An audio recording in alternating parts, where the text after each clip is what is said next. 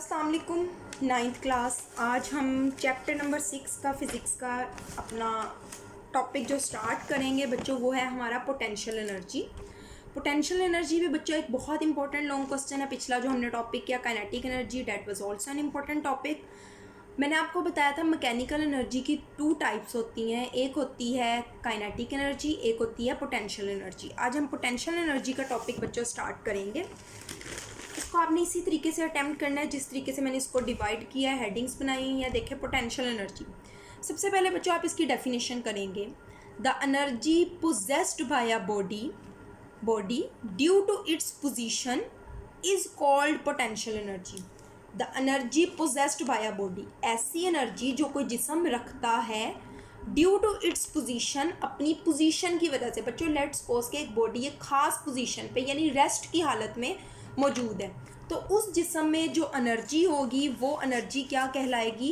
Potential energy कहलाएगी। हमने पढ़ा था मोशन की वजह से काइनेटिक एनर्जी, पोजीशन यानी रेस्ट की वजह से जो एनर्जी उसमें होगी वो कहलाएगी पोटेंशियल एनर्जी।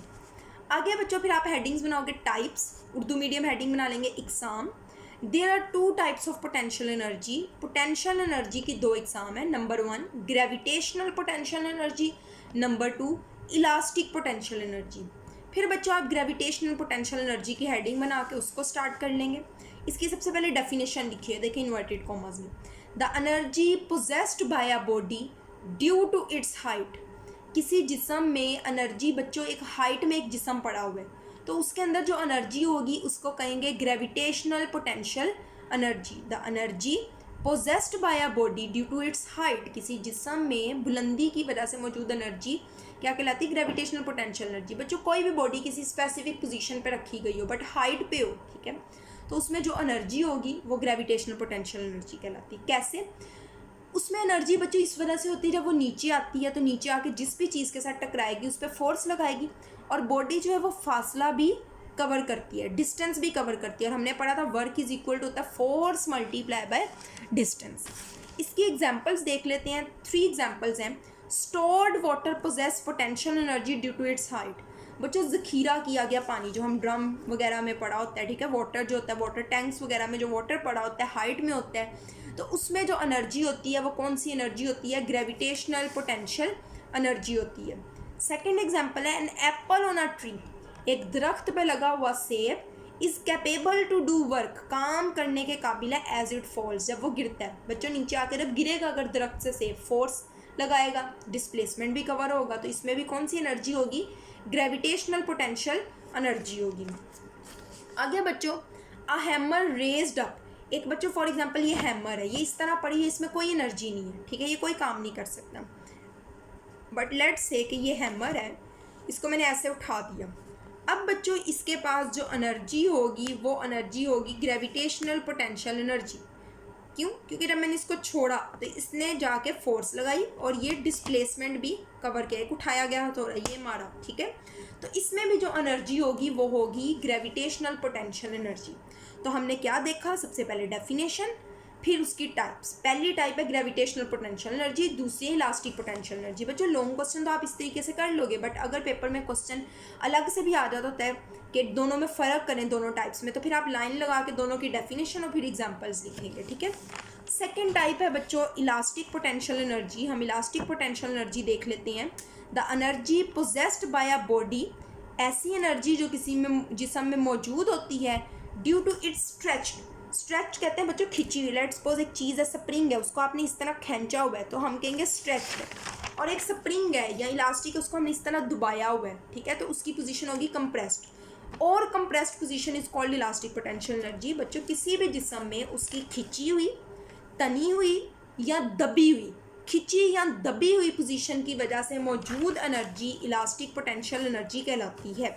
किसी जिस्म में उसकी खिंची या दबी हुई पोजीशन की वजह से मौजूद एनर्जी इलास्टिक पोटेंशियल एनर्जी कहलाती है। अब बच्चे इसकी एग्जांपल्स देख लेते हैं। एग्जांपल्स हैं स्ट्रेच्ड बो और कैटापुल्ट। तनी हुई जो तीर कमान होता है और बच्चों जो गुलेल होती है उसको इस तरीके से हमने जब खींचा होगा, ठीक है, तो उसके अंदर इलास्टिक पोटेंशियल एनर्जी होती है। Energy present in a spring, कोई स्प्रिंग जो होता है उसको भी आप खींच लेते हैं तो वो स्ट्रेच हो जाता है, दबा देते हैं तो कंप्रेस हो जाता है। तो उसके अंदर भी बच्चों जो एनर्जी मौजूद होती है वो कौन सी होती है, हमारी इलास्टिक पोटेंशियल एनर्जी इस तरह की बॉडीज़ में मौजूद होती है। ठीक है, तो टाइप्स में हमने दो देखा, ग्रेविटेशनल पोटेंशियल एनर्जी, फिर उसकी एग्जांपल्स, फिर इलास्टिक पोटेंशियल एनर्जी, फिर इसकी एग्जांपल। आगे बच्चों आप हेडिंग ऐड करोगे एक्सप्लेनेशन में। एक्सप्लेनेशन में ये है कि बच्चों फ़र्ज़ करें कि आपके पास एक बॉडी है, ठीक है, और उस बॉडी का जो मैस है वो है m, ठीक है, उस बॉडी का मैस है m। ये ज़मीन है, ग्राउंड है, हम इसको इतनी बुलंदी पर लेकर गए हैं और ये बुलंदी क्या है, इसकी हाइट है, ये बुलंदी इसकी क्या है, हाइट है। अब बच्चों ये बॉडी के अंदर कौन सी एनर्जी मौजूद होगी, पोटेंशियल एनर्जी होगी, क्योंकि हाइट पे है। अब कितनी पोटेंशियल एनर्जी होगी, जितना हमने इसको ऊपर ले जाने पे वर्क किया उतनी ही इसके अंदर पोटेंशियल एनर्जी मौजूद होगी। तो इसका मतलब ये है कि पोटेंशियल एनर्जी जो है वो इक्वल होगी बच्चों वर्क डन के, किए जाने वाले काम के। तो इसकी जगह हम लिख सकते हैं potential energy which is equal to W आ गया।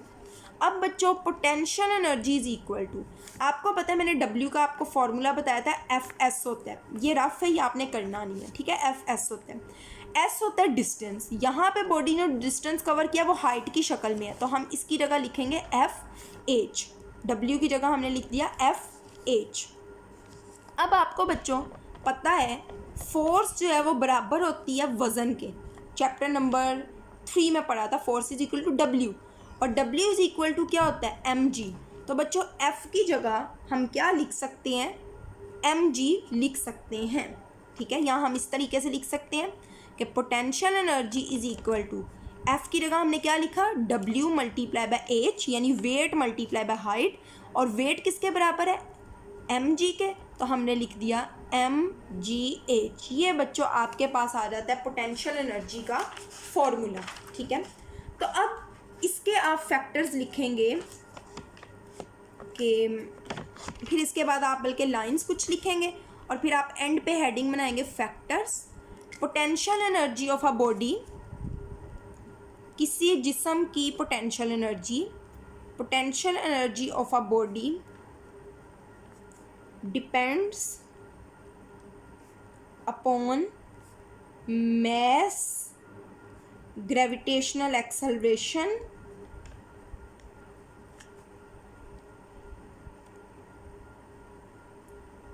and height of a height, बस ठीक है। किसी जिस्म की पोटेंशियल एनर्जी उस जिस्म के मैस, ग्रेविटेशनल एक्सेलरेशन और हाइट पे मुनस्सिर है। देखें मैस, ग्रेविटेशनल एक्सेलरेशन और हाइट पे डिपेंड कर रही है। अब ये बुक से आप देख लें ज़रा एक्सप्लेनेशन, ये देखें बच्चों, यहाँ से आप एक्सप्लेनेशन करना स्टार्ट करेंगे। जो ऊपर वाला सारा है ना, ये मैंने आपको अपने नोट्स की फॉर्म में करवा दी, यहाँ सारा elastic and gravitational potential energy discuss हुई है। यहाँ से बच्चों आप एक्सप्लेनेशन की हेडिंग स्टार्ट करेंगे। Let a body of mass m, फ़र्ज़ करें कि एक जिस्म है जिसका मैस m है, raised up through height h from the ground, उसको ज़मीन से हाइट h तक ले जाया गया है। The body will acquire potential energy, जिस्म में पोटेंशियल एनर्जी आ जाएगी equal to the work done, जो काम करने के बराबर होगी, in lifting it through height h, जो इसको ऊपर ले जाने के लिए काम किया गया। Potential energy is equal to F multiply by H, F की जगह हमने W लिखा, H आ गया, W इज इक्वल टू होता है mg के, तो इसकी जगह हमने वैल्यू पुट की, तो बच्चों हमारे पास आ गया potential energy is equal to mgh। Thus the potential energy possessed by a body with respect to the ground is mgh।